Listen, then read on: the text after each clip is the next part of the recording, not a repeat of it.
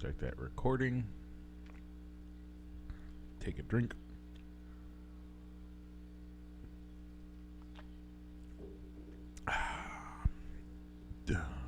Okay, let's do this thing.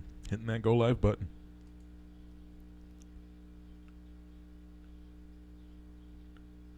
And we're live here on Facebook, like the world knows, listening in podcast land.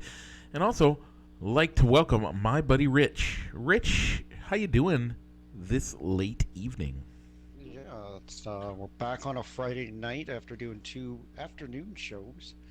Not too bad. Still still trying to get over a cough and a little bit of a runny nose, but I think it's just as much to do with how dry our house is than maybe just the colder temperatures that we've been having up here in the Quad Cities. Yeah. But other than that, still doing pretty good. It was nice to have a partial week at work, as didn't have to work Monday, and Tuesday was kind of like a partial day for me. So, Mike, how was your week? You know, it was a little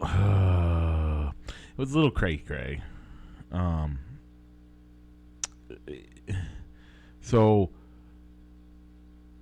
the first problem, Monday we had off, but Wednesday my son was not feeling great, and so I stayed home with him, ran some errands, and took care of him. So I was off. I worked Tuesday, off Wednesday, and then worked Thursday, Friday. It was a little crazy, but, you know, we made it work. Gotcha. So, anyway, with all that being said, it's doing all right, though. Got a good show to talk about. Lots to talk about this week, as we have some standings to talk about, and where seasons are, and some stories coming out of both the NBA and the NHL. Rich, what else do we got to talk about? Yeah, we got one more week of regular season football to give you predictions on, as well as kind of what to expect with spring football, as the XFL and the USFL gave us some details on what the merged league is going to look like and when their season is going to start. But Mike, have they told us when it's going to end yet? No, they haven't said when it's going to end. Oh, okay. Well, Rich, what's the time to do? Let's go ahead and roll the intro, Mike.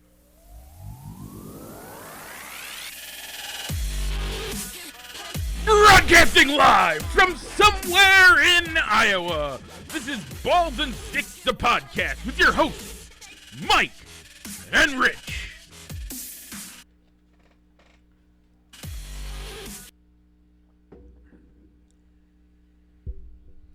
And we're back. Okay, Rich. Before we get into sports talk, we got to talk about food. That's right, Mike. We're at the breakfast entree side of the bracket this week, as we put sausage or bacon breakfast pizza up for debate this week. It's a staple here in the Midwest at Casey's gas stations. And I think occasionally you'll see like a Quick Star do a breakfast pizza as well. Quick Star pizza is terrible and deserves to be thrown in the garbage. Okay. I've never had their breakfast pizza. Wow. I don't think I've had their... I think I might have had their breakfast pizza, but it is nowhere near as good as Casey's. Wow. So, Mike, what are the poll results? Not what I expected. Really? Not what I agree with. Okay. I am on the wrong side of this one, Rich. All right. So Mike, where did you vote? Where did you vote, Rich? Mike, I went with sausage. Mainly because I like my bacon to be a little on the chewy side instead of crispy, and when you have the pizza, the bacon comes out crispy. So I always go with the sausage breakfast pizza. Rich, I did not know you were a chewy bacon guy. I'm a chewy bacon guy. Me too. I love chewy bacon. By the way, people say that it's raw. No, technically, you can take bacon out of the package and eat it straight like that. Now, it's a little gross because it's just mostly congealed fat, and so you want to get some of that fat off of there.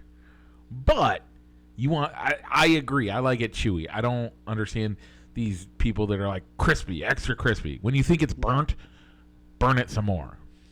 No, no, no. Also, if you keep it chewy, then you get more of the bacon because the Right. longer you cook it, the smaller it gets. Right. So the other side of that, and I like your logic. I actually do like your logic there. I have seen on occasion some chewier bacon on my breakfast pizza, Okay.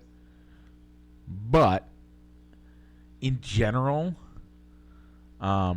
yeah, I actually like bacon breakfast pizza. And I actually like the bacon sausage or the bacon gravy breakfast pizza, to be more Oh, specific. so you're using so we didn't add this to the poll, not to complicate it and make four choices, but do Yeah. you prefer getting it with the cheese sauce or the sausage gravy as the base Yeah, of the pizza? the gravy's the way to go. Okay. By the way, when we finally do the ultimate pizza showdown as one of our poll groups of poll questions, and we do each flavor of breakfast pizza. Yeah. One of the then we could- one of the then we weeks that could we bring do, those out. one of the weeks we got to do, because it also leads into the ultimate question for pizza lovers: taco pizza, bean base, or the taco sauce base. Don't share it now, because that's going to be a poll Yeah. question someday. I Okay. did share mine. Yeah. But I guess there was a third type of breakfast pizza that I omitted. They Casey's does make Vegetarian. a veggie, so which is kind of like a close to maybe a Denver omelet because they put like the sausage, that they put the eggs, and then you have green peppers and onions on the pizza with Yeah, the eggs. yeah, that would be good. Yeah, I've seen that. I've never had that. I've seen it. No, no, I don't think they 'Cause- put it in the they don't put it in the roller in the on the case too often. No, I've seen it, but I don't. But I'm not gonna try it because I want the bacon or the sausage. I'll do the sausage, but don't get me wrong. But the bacon is actually my favorite. So sausage wins with 9 votes. Those 9 people that were on the winning side: Pam Hendricks, Doug Vanderwilt, Debbie Scranton Washburn, Sue Hart, AJ Hendricks, Danielle Hart, Alex Ortega, you, and Mikey O'Roderer. Those on the right side of the poll, as I like to think of it. Me, Pete Kincaid, Josh Couture, and Nathan Ross. So, I get that not everybody likes what I like, and that's fine. I get it. But, man, the bacon with still 70-30, not as terrible of a split, but, man, I was surprised that it was that much of a runaway on the favor of sausage. I thought if sausage was going to win, they'd eke out, by by 1 vote, and it'd be, 49-51 at best. Okay. Or I guess it would have been, 60-40 because if you get 10 people to vote in the poll. But still. Yeah. Gotcha. All right, so this week's poll, Mike, we're gonna go with Fruity Pebbles or Cocoa Pebbles. Ooh. Okay. So, I'll get that up where? either tomorrow. Where do you or, put that, Rich? I put that on our Facebook pages, both fans of Balls and Sticks or Balls and Sticks, and most of the time Mike and I also share the post as well. Yeah. Rich, by the way, I do have an addendum, and I'll put it in here. Okay.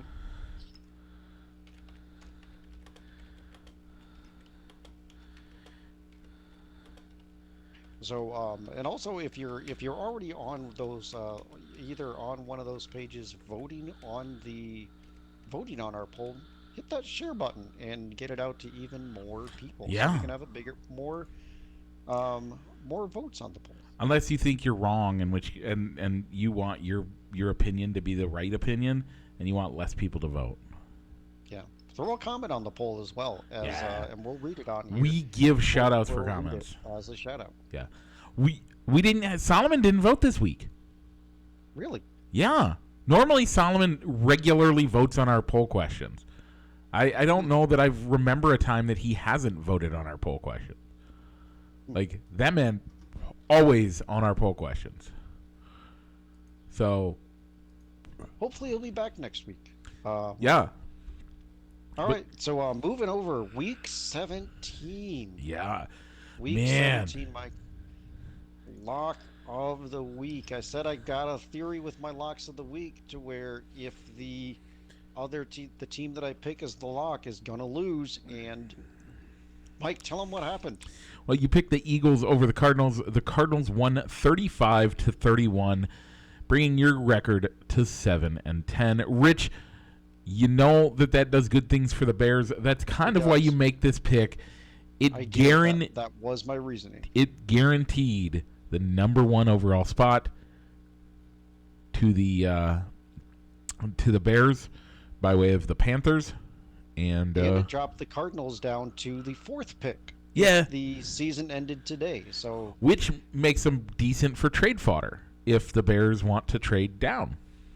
Yeah, so you could trade down with a team that has a need for a quarterback, with the Commanders and the Patriots picking 2 and 3. Yep.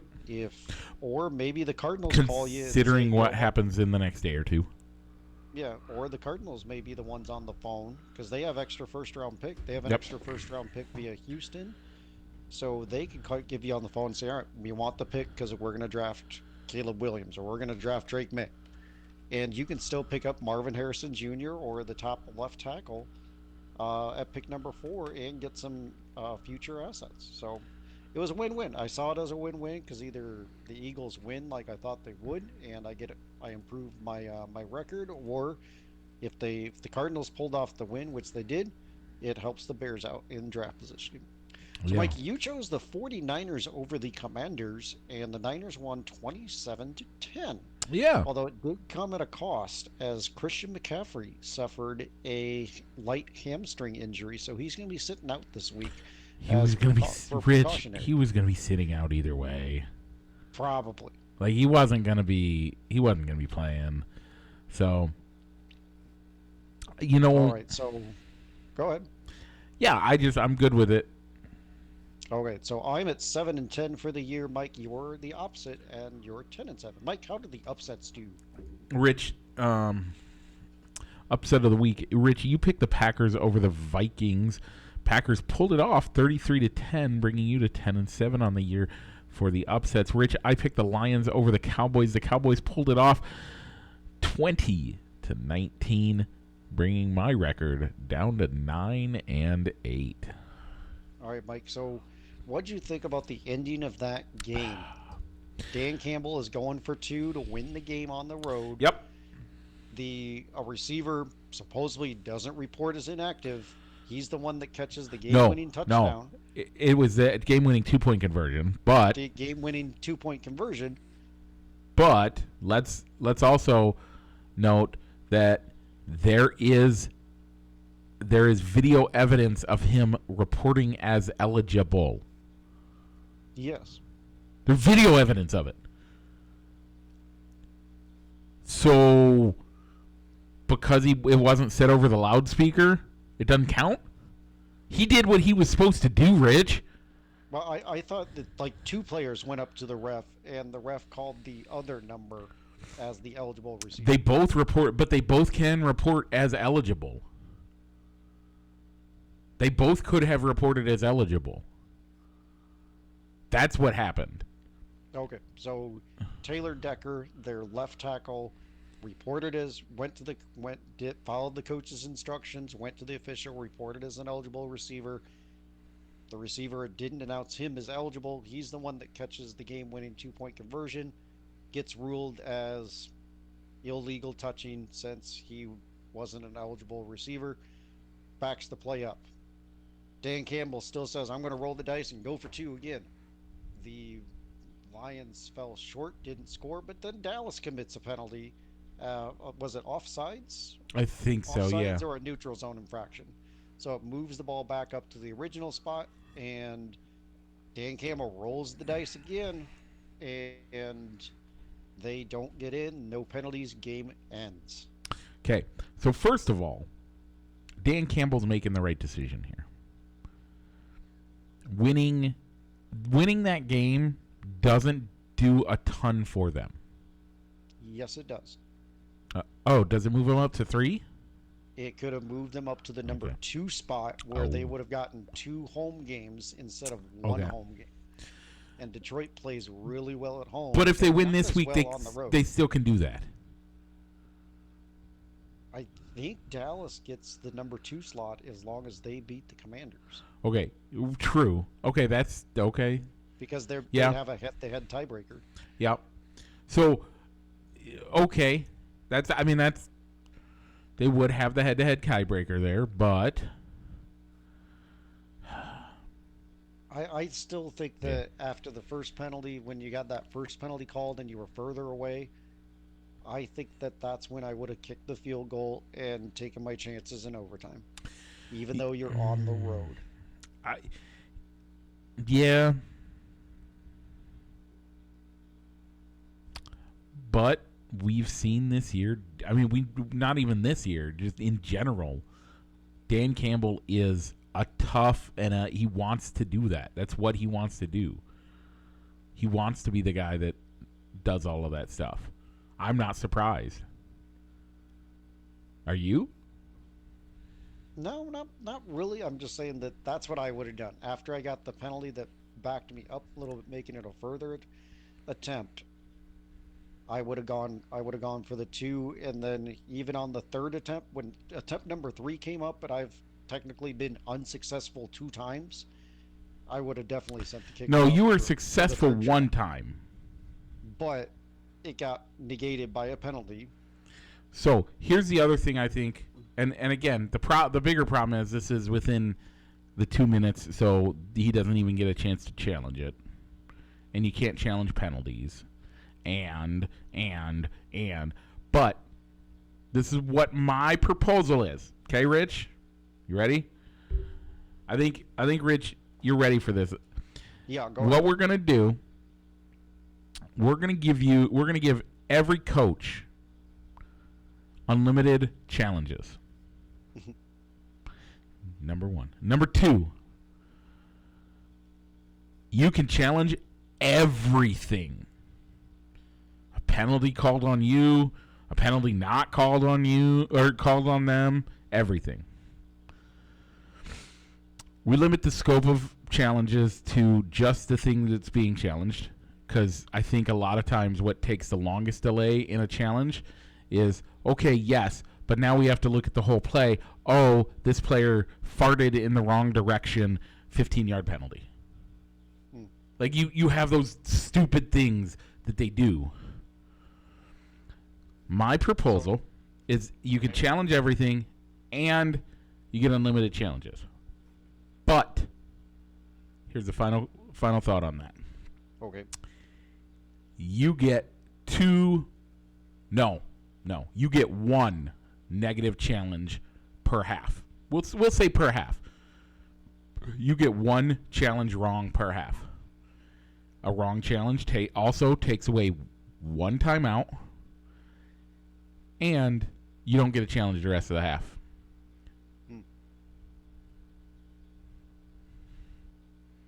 So if he had challenged, under your made-up system that you just came up with. Yep. It's what I've been thinking for years, by the way. Okay, so even if you say, well, if it's within 2 minutes, you can't challenge no matter what. If he had challenged a call like somewhere midway in the third quarter, it got wrong, he couldn't go back and challenge this in the play, saying that, no, my guy reported eligible. I can show you through a replay. Watch the replay. He came up to you, said, I'm eligible.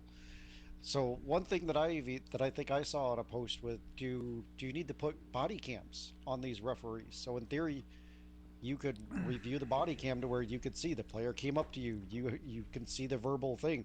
I'm reporting eligible. I'm reporting eligible. And the ref could even, whether the ref announces over the speakers saying that number 87 is reported eligible. So the technicality there is that if the ref doesn't announce it, then the defense doesn't know A, to cover, and B, that so if you're a by the way, if you're a defensive player and that guy's downfield, A, you don't cover him. B, you expect that means that there's a penalty because he's an ineligible man downfield. You don't care about the play. You basically can give up on the play because there's an ineligible man downfield. Now, I understand why you can't reverse that call once you've made it.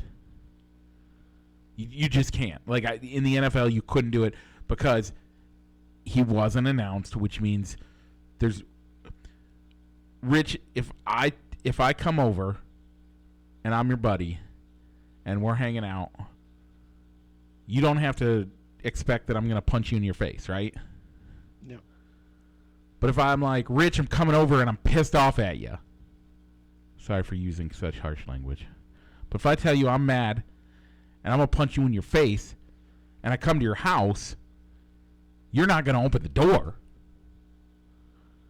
You'll open your main door, but your screen door is going to be locked, and you'll be like, Mike, let's talk about this. Let's figure out what's going on. You're going to have your defense up to keep me from doing something. But because I didn't tell you that I'm going to come punch you in the face, you don't know to keep your defenses up. I could punch you in your face. Right? Yep. I mean, so if the defense doesn't know they need to guard this guy, we're not going to guard him. And if we don't guard him, that's not our... We didn't know that he was eligible. If we know he's eligible... So, yeah, I'm talking out of both sides of my mouth. The reason... I get both arguments. I just think it's stupid. You definitely could see it. Now, I put the onus on the referee. The referee needs to make sure he gets the call right. By the way, player, I forget who it was, but your left tackle, if you don't hear him say that you are eligible, go back to him and say, "Hey, I'm eligible." Then I think that's true. I mean, if he announced the wrong number or didn't announce your number, do you have time? Could that have resulted in there wasn't enough time on the play clock? So you don't run that play. You stay in your position and you say, "Hey, give me my time because I've reported as eligible. Came over and talked to you." You have to announce it.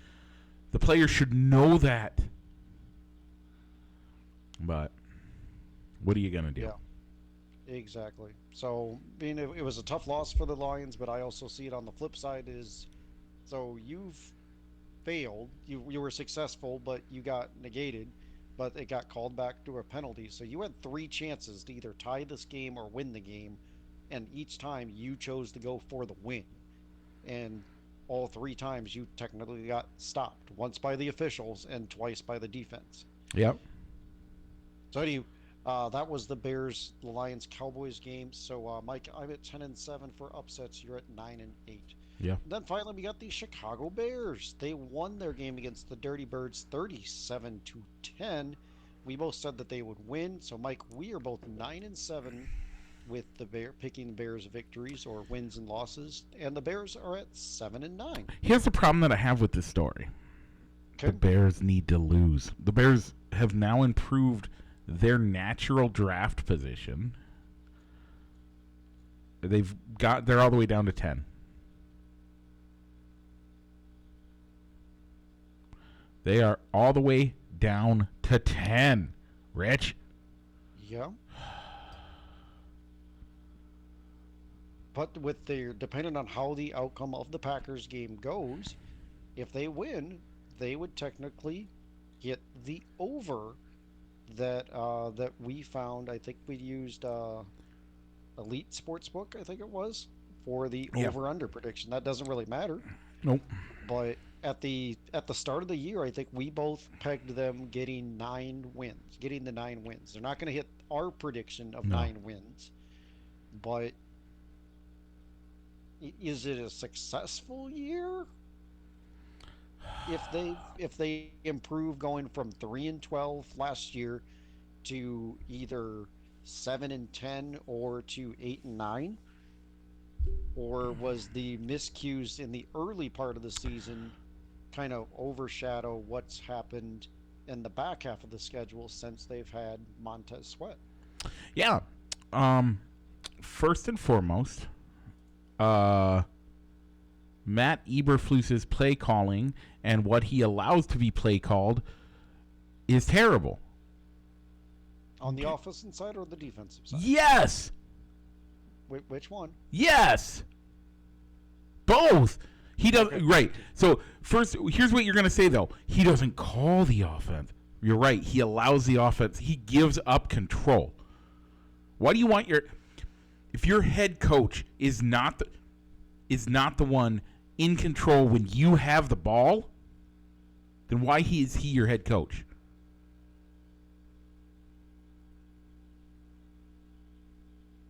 If your head coach doesn't want to be the one in charge when you have the ball, when you control your own fate, why do you want him as your head coach?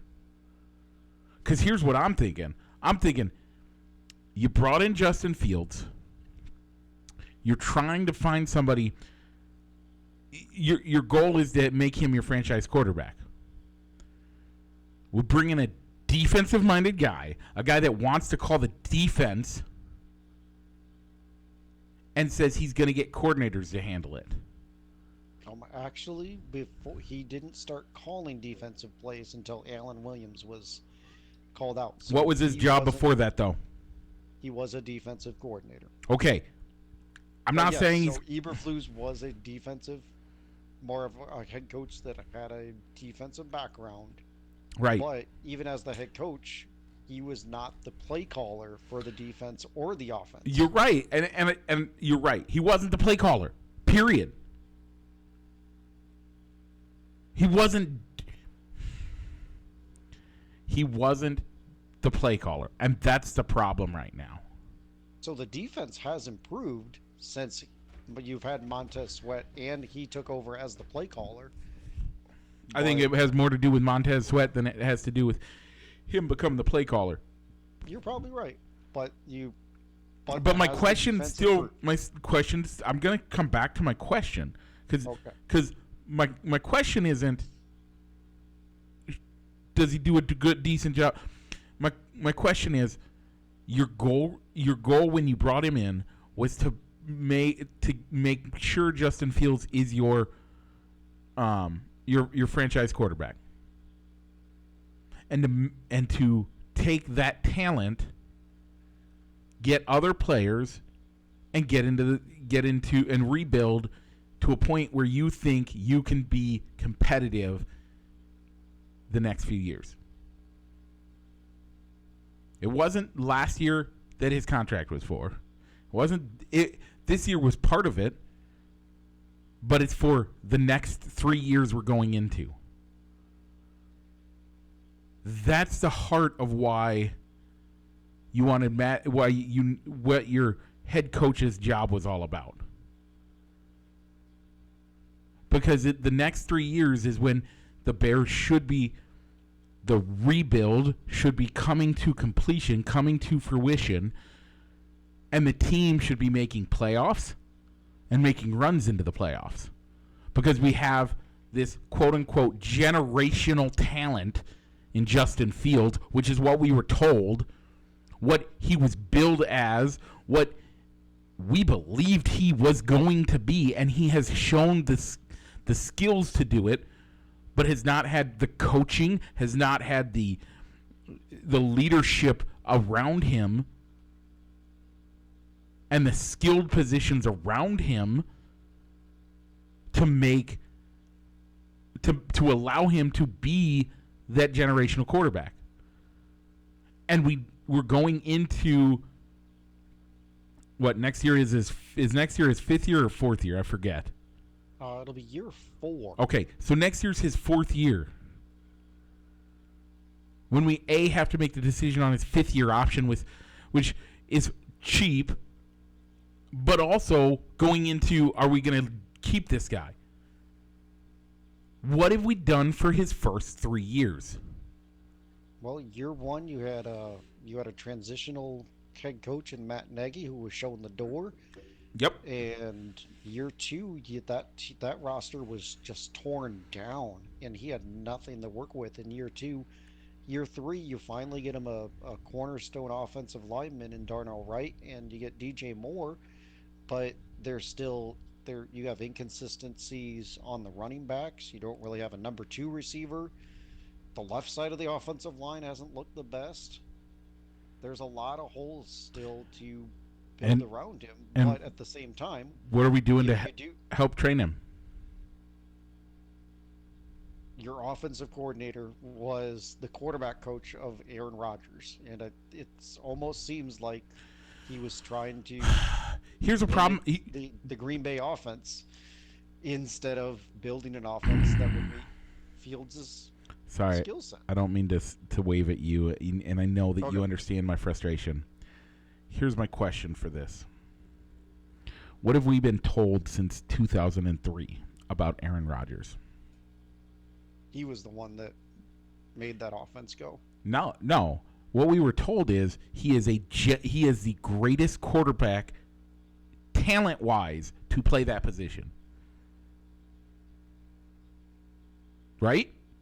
Yep. And what we've seen is skills and talent, natural gifting talent. He is one of the greatest quarterbacks we've ever seen.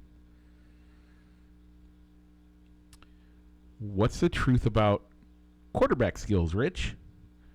If you're the greatest skilled quarterback ever, how much coaching does your quarterback's coach actually have to do? Yeah.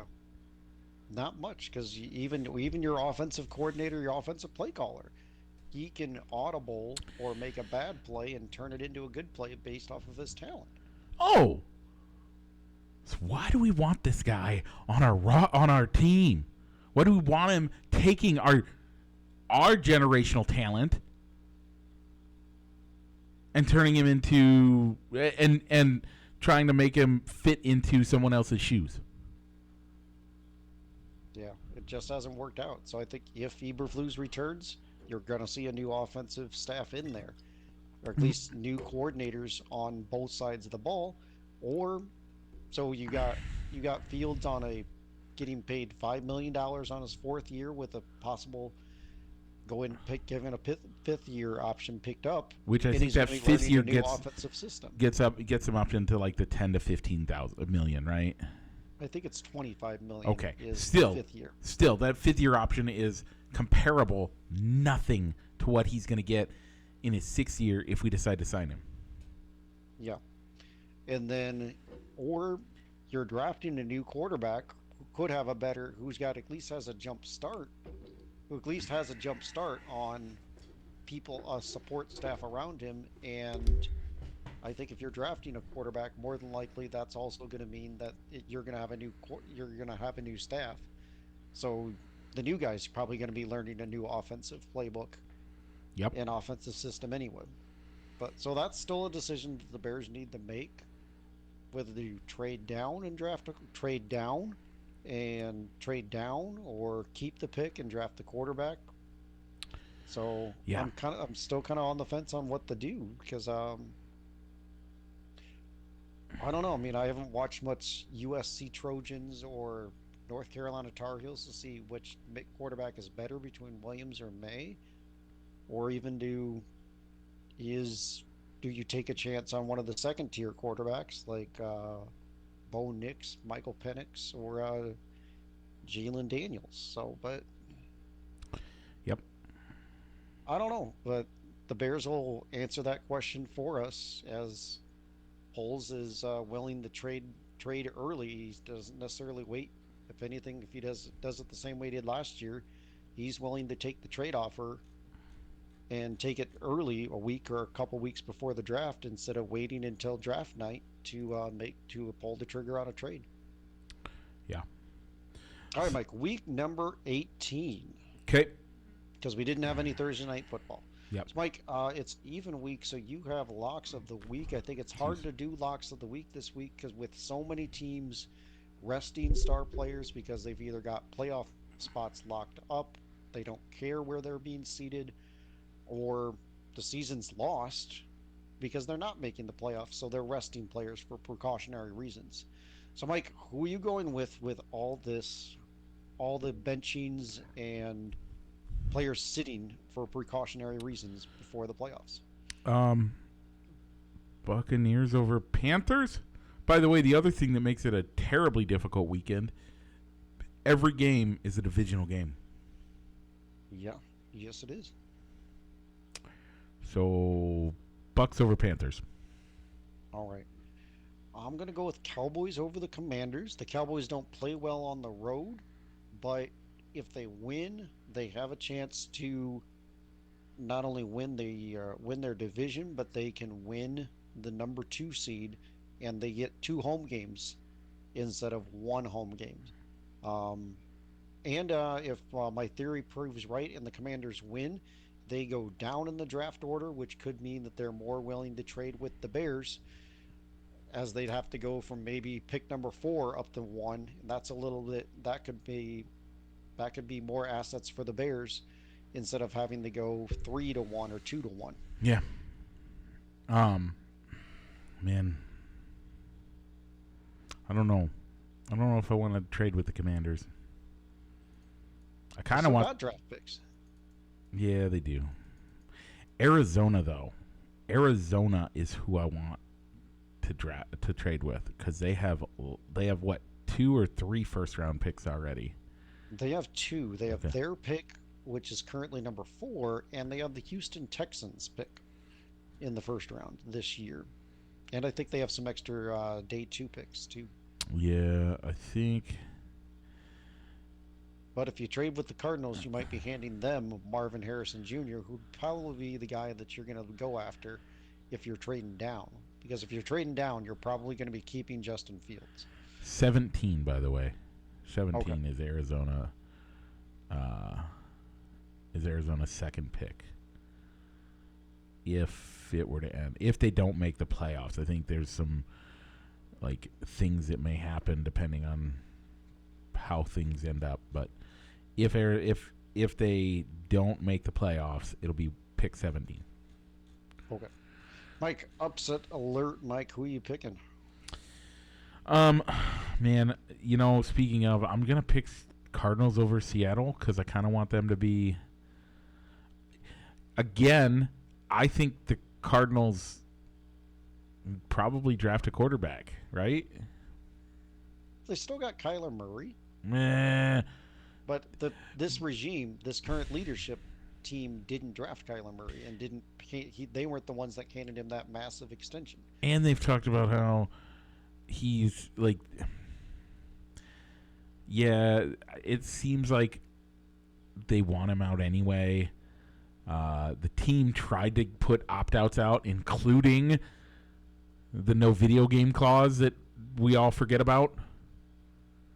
Yeah, because they got ridiculed for that, and they took that out of the contract. Which was dumb, and they've since proven that they should have left it in the contract. That you have to study, kid. You have to know what you're getting into every week. I think Arizona wants out of that contract, and I think they'd be willing to eat some of that, especially over the next 5 years. You're probably right, and there's a team that's going to need a quarterback, so maybe they take a flyer on Kyler Murray and see what they can get out of him. So I think they draft a quarterback. That's why I think the Cardinals are the better pick. But I think you pick. I want to see. I mean, I just don't like Seattle either. But okay, so Rich, who you picking? I'm gonna go with the New York Football Giants over the Eagles. The Giants they've played some good football, and they've just come up short. They've just sort of come up short, and the Eagles are struggling right now. So I think the divisional game they'll sock it to them and screw them out of getting the number 2 seed and the East title. Okay. And Mike, the Bears for their final game are going to be going to Green Bay. Who are you going to take? I think I'm gonna take the Bears. Okay, I agree. I think that this is a good matchup. It's a good it's a good matchup that a win could give Justin Fields a good feather in his cap for, hey, I beat the Packers. It's a good feather in the cap for Eberflus. No, I've already spoken my piece on this. Fire I that know, man immediately.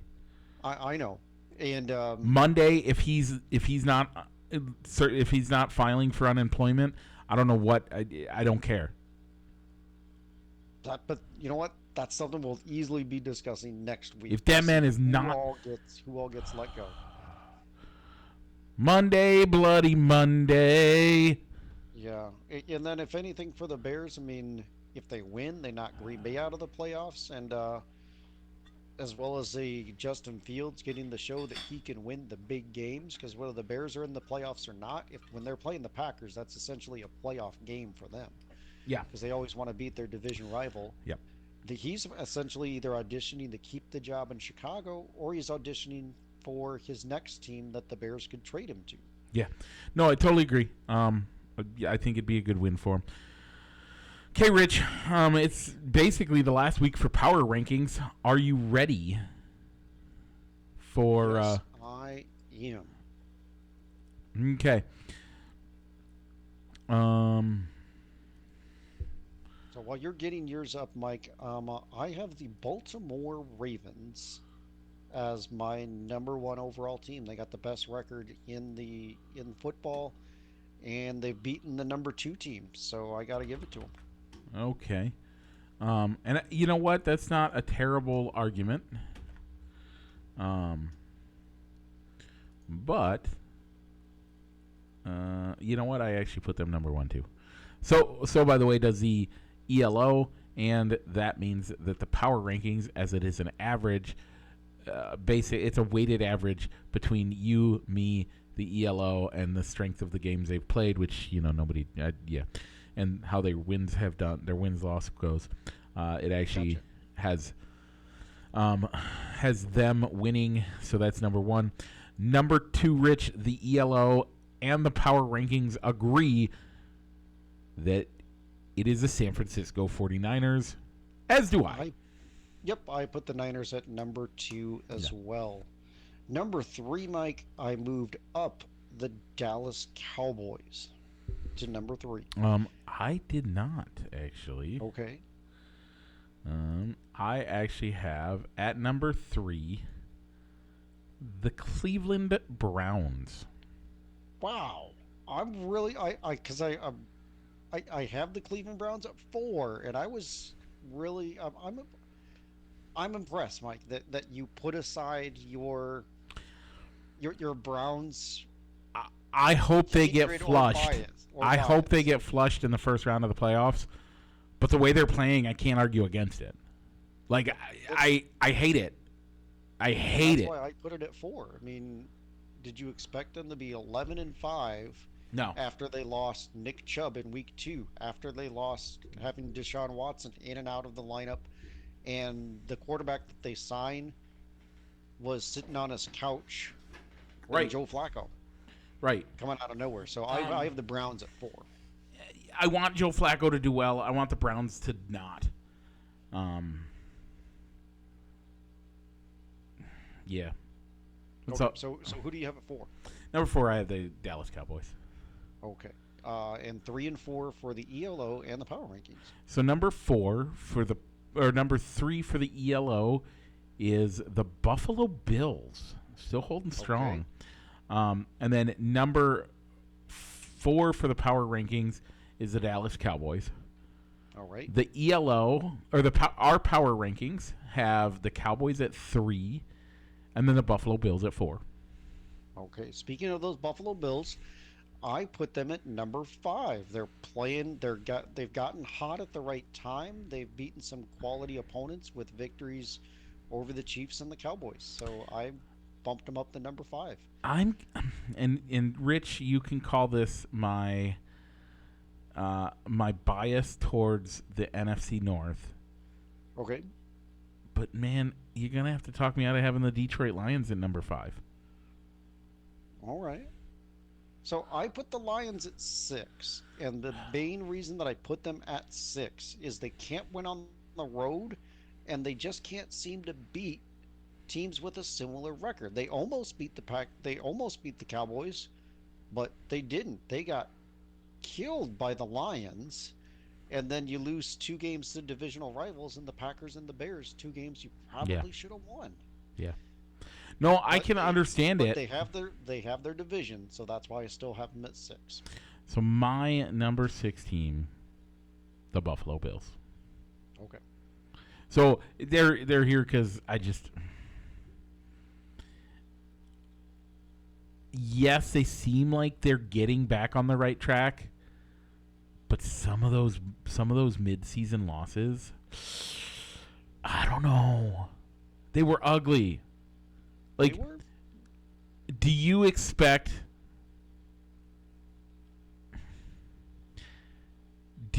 them to actually be able to beat the Ravens? Like, do you think in the AFC Championship, right? The Ravens are in the AFC. Mhm. Yes. Okay. In the AFC Championship, if it's Buffalo, well, do you think they can beat Cleveland? Well, the way the playoffs are seeded right now, their first round matchup is against the Kansas City Chiefs in Kansas City. And And they I think they could go into Kansas City and get that win with the way that the Chiefs are struggling right now. But here's a question. What are we going to do if in the same year neither the Buffalo Bills and the Kansas City Chiefs make the AFC playoffs or make the AFC Championship game? So that would mean that your AFC Championship is Miami at Baltimore or Cleveland at Baltimore. Yeah. Right now, according to both of our eye tests, you and my eye test, right now we expect it to be Cleveland, Baltimore. Yeah, it very well could be. What's that look like? A Super Bowl without a quarterback named Josh Allen or Patrick Mahomes? Well, Josh Allen hasn't made it to a Super Bowl yet. I was- They made it to an AFC Championship game, and then they've gotten bounced in the first round the last 2 years. But man, But still, a Super Bowl or or even an AFC Championship game that doesn't include Patrick Mahomes and may not even be in Kansas City if they make it that far. Rich, For the past 3 years, the AFC Championship game has been in Kansas City. I wrote the storyline for the Baltimore Browns playoff AFC Championship. Okay. Joe Flacco, who had basically 1 year of success in Baltimore, comes back to Baltimore with the Browns as a rescue quarterback. Can he have his day in the sun? Or does the new flash in the pan, one-time success so far, hold off and win the AFC Championship? Yeah, I mean, yeah, Joe Flacco had a long run in Baltimore. Great run. Got him to a Super Bowl. He did. I don't think they. No, they won. No, yeah. He did get him one Super Bowl win. But he only So- got. But in his long career there, he only got them one Super Bowl, and I think he only got them one Super Bowl, didn't he?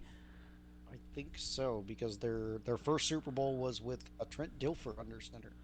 And so now, So he had a long run. It was good success, but it was kind of uneven because of how tough that division is. but doesn't it mirror kind of what we're looking at with Baltimore? With Lamar Jackson?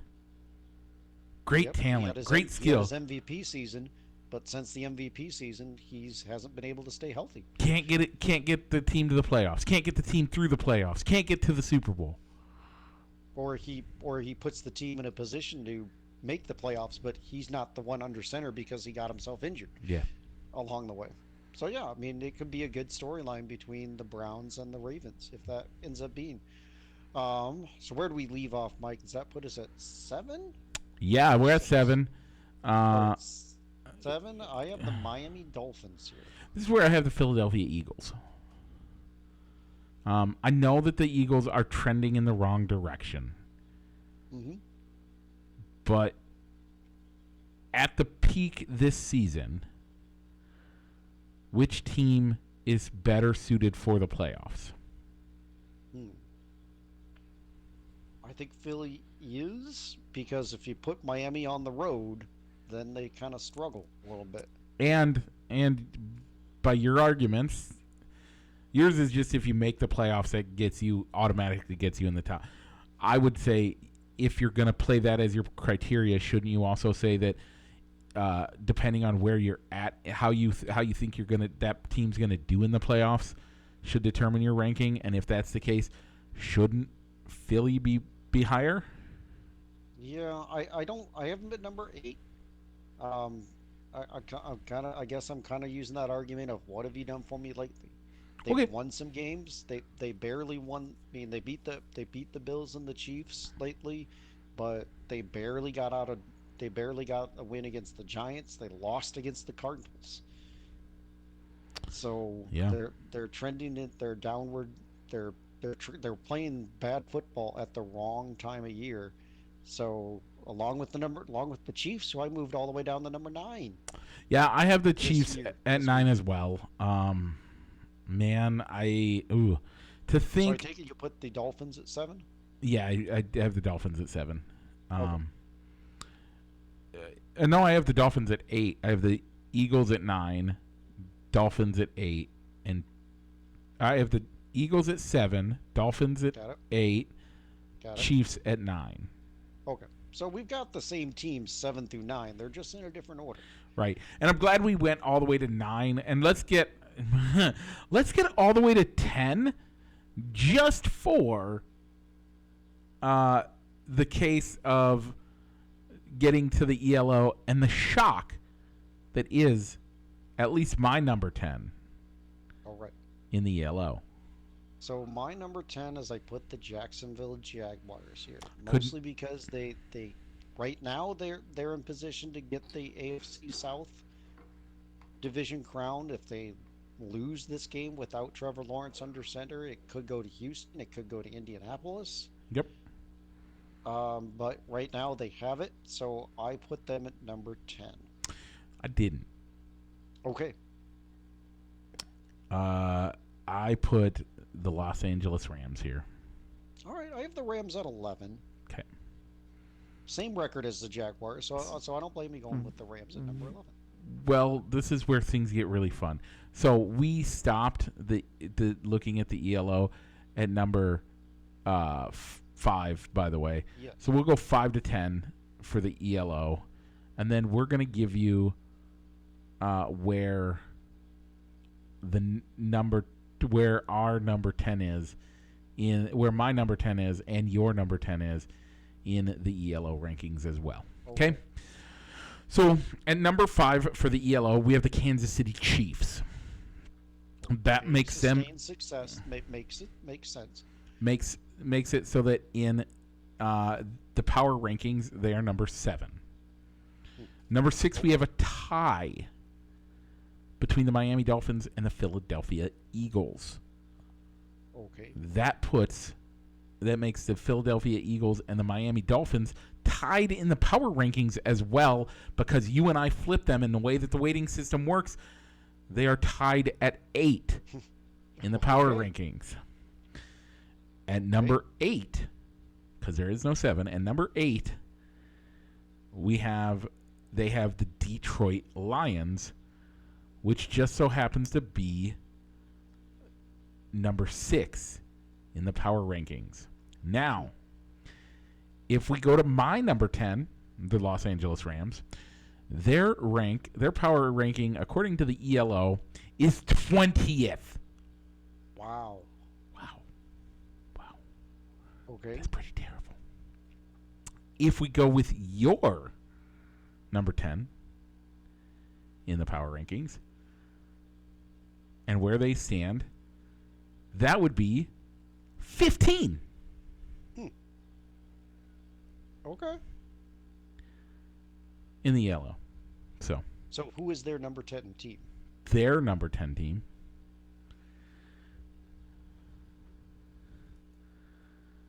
the Cincinnati Bengals.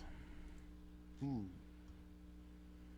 Okay, I put the Bengals at 17 for comparison. Let me make sure that that's right. Yeah, they're the number 10 team. Wow. Wow. All right, Mike. So are you ready to go to the bottom five? I sure am. All right, so my number 28 team is the Los Angeles Chargers. I think you could easily make a case for putting the Titans or the Giants here, but I'm kind of I had high expectations for the Chargers entering this year, and they just fell short so many times. Yeah. I'm so my expectations for them was to make a wild card this year, and they fired their coach and they're at 5-11 and they're picking in the top 10. So that's why I'm holding that against them Yeah, I with their have them 5 and there 11 as record. well. Rich, the yellow has them at 12. But they have previous success. Yeah. Yeah, that really helps you in ELO rankings. At number 29, this is where I have the New England Patriots. I have the Arizona Cardinals here, but I have the Patriots at 30. Okay, let me make the argument. Excuse me. Let me make the argument real quick. Okay. Right now, who is the head coach for the New England Patriots? Bill Belichick. Who's the head coach for the Arizona Cardinals? Jonathan Gannon. Okay. If you were starting a franchise today, you're going to give the keys to the kingdom to one of those two men. Who's your head coach? I'd probably go with Bill. Okay. The Patriots, as of right now, are in a better position for moving on in the future. That's why the New England Patriots are number 29 for me. All right. So I put the Cardinals over the Patriots because I looked at, well, who have they beaten? And the Cardinals have beaten the Cowboys and they've beaten the Eagles, two teams that are both in the top 10, while New England has beaten the only top 10 team that they've beaten, the Buffalo Bills. Okay, and you So know that's what? one good victory. So the And Cardinals have two good signature victories. To New make your England has one. argument even better, the Patriots and Bills are in the same division, making that actually a closer match because of divisional rivalry status. Changes things completely. But I can understand why you did that, and I don't think you're wrong. I'm just saying looking towards the future, because at this point, the ELO for these bottom five are more about looking towards the future than it is about looking towards this year. Well, so Mike, so using if you were going to start a franchise, let's say Bill Belichick gets let go, and Yep. you don't know who the candidate's going to be in New England. Yep. Would you go with mystery candidate or Jonathan Gannon?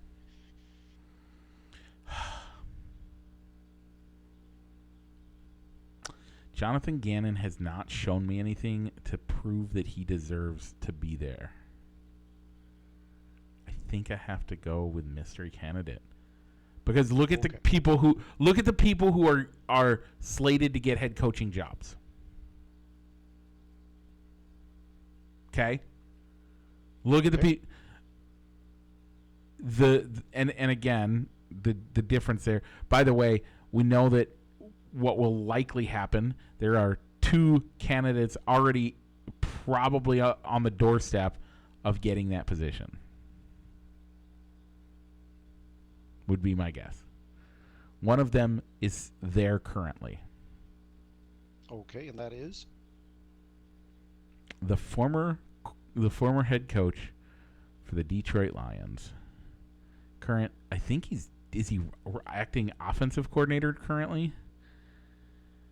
no. Or is he Their defensive offensive coordinator?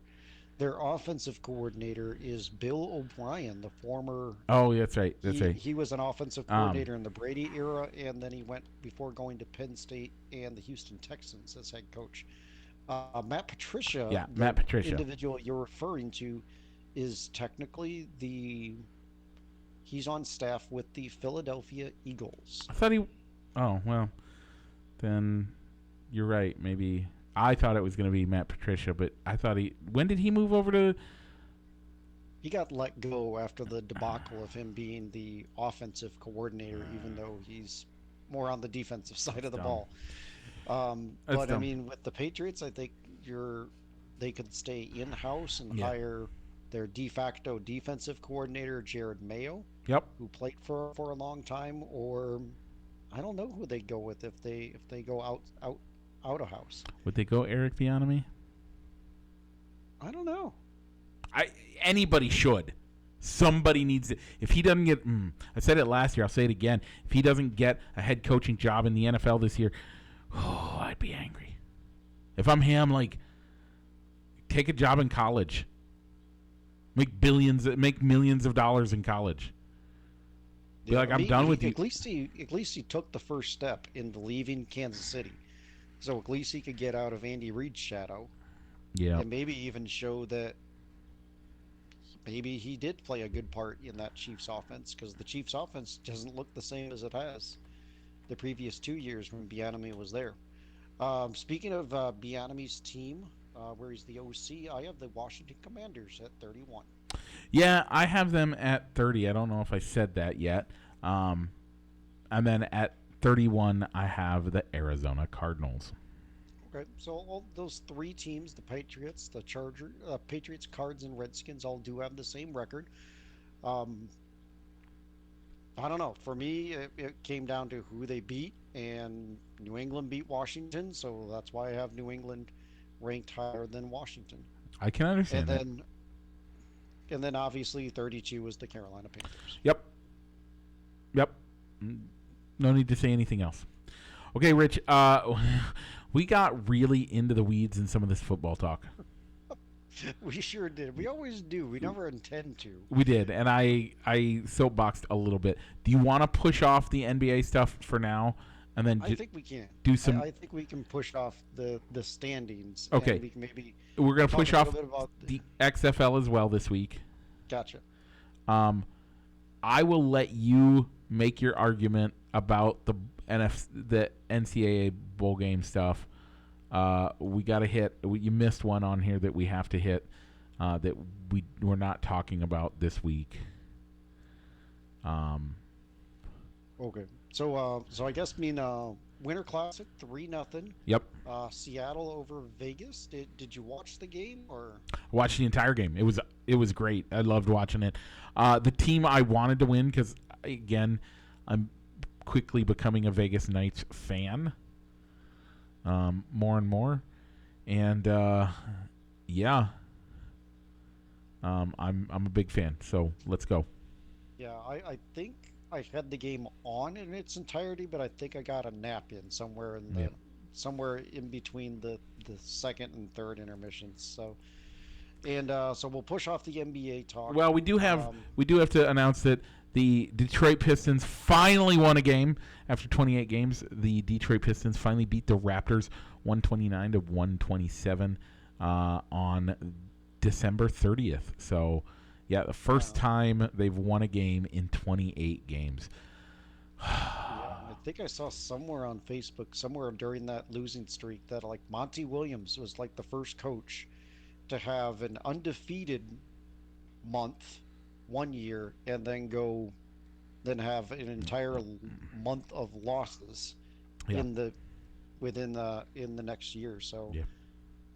rough year for the Detroit Pistons. We'll talk about the standings in both the NHL and the NBA next week. College football bowl games. So, just real quick, we won't get it. We'll talk about the championship matchup a little bit more. But Michigan is going to the national championship game after winning 27-22 in overtime over at Bama. And the Washington Huskies beat the Texas Longhorns 37-31, setting up Michigan versus Washington in, is it New Orleans this year? I think so. How about the biggest news to come out of the bowl games so far? Undefeated Florida should have been in the number one spot. Bah. Because they were one of the few undefeated teams along with Michigan and Washington. Yeah. They fell flat in their bowl game against 63-3. Georgia. But Rich, wait, Rich, hang on, stop. Let me tell you something. Our team, we had 20 of our guys opt out because they're going into the transfer portal. 20 of our guys opted out, so that doesn't count. Yeah, I mean I think like their athletic director or the staff was coming out and saying, if we end the bowl season as the only undefeated team, I think we should be declared the national champion. Yeah, well, you didn't. Yeah. By the way, that, you want to tell me, Rich? I made the argument. that 20 of Florida State's team decided to opt out. Well, You want to make Georgia had 19 players opted out, Oh. and they still put 63 points on the board. Oh, okay. Well, In- yeah, I mean, it was frustrating. You had stories saying that Florida State was saying that, well, we should make an exception this year and allow 6 teams into the national championship playoffs. So you could have played this game anyway. So you could have played a better team and got blown out even worse. Well, maybe some of those opt-outs would have played in the game since the game would have meant something. By the way, also for local fans that don't really want to hear, Iowa goes to Cheez-It Bowl, puts up a goose egg, and Tennessee Vols put up 35.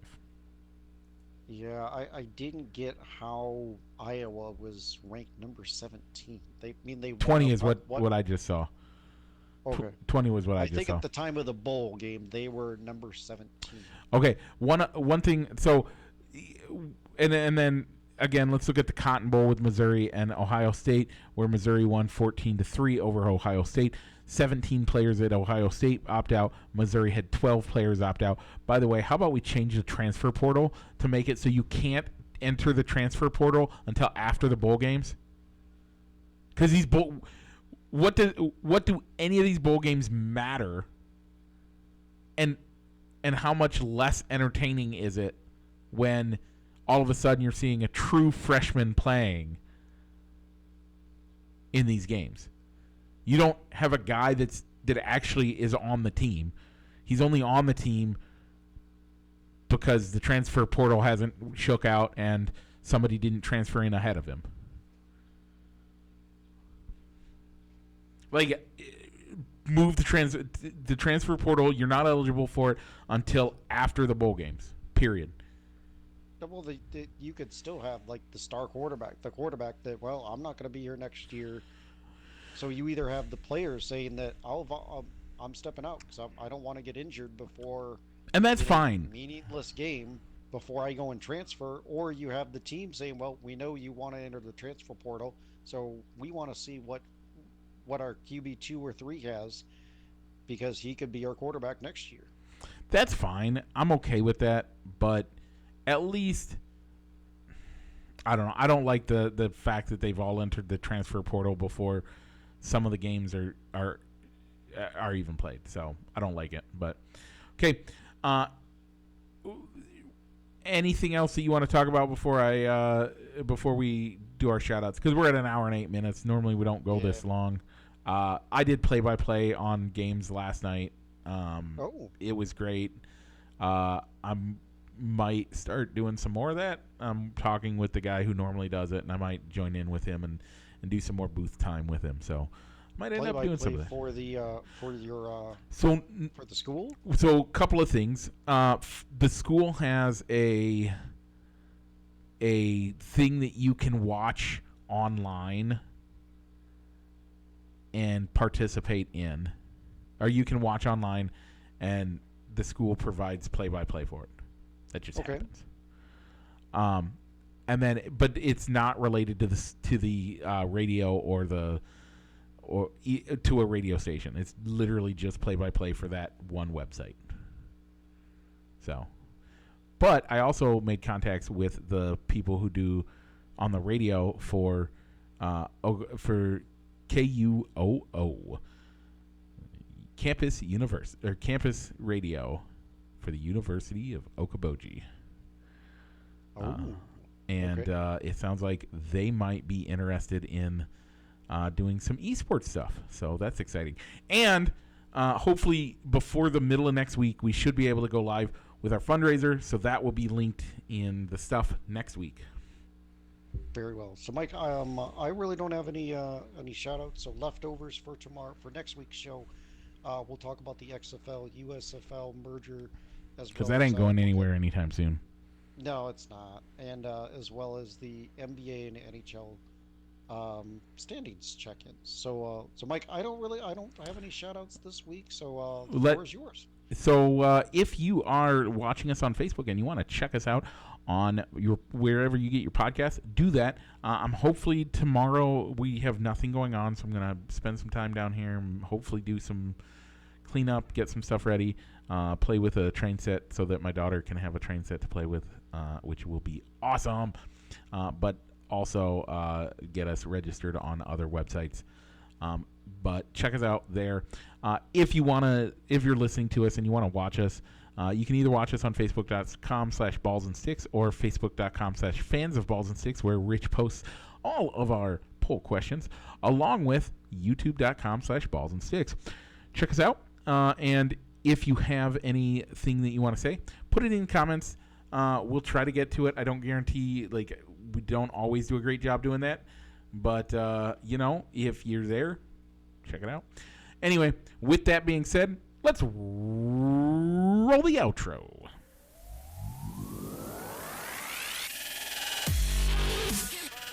Broadcasting live from somewhere in Iowa, this is Balls and Sticks.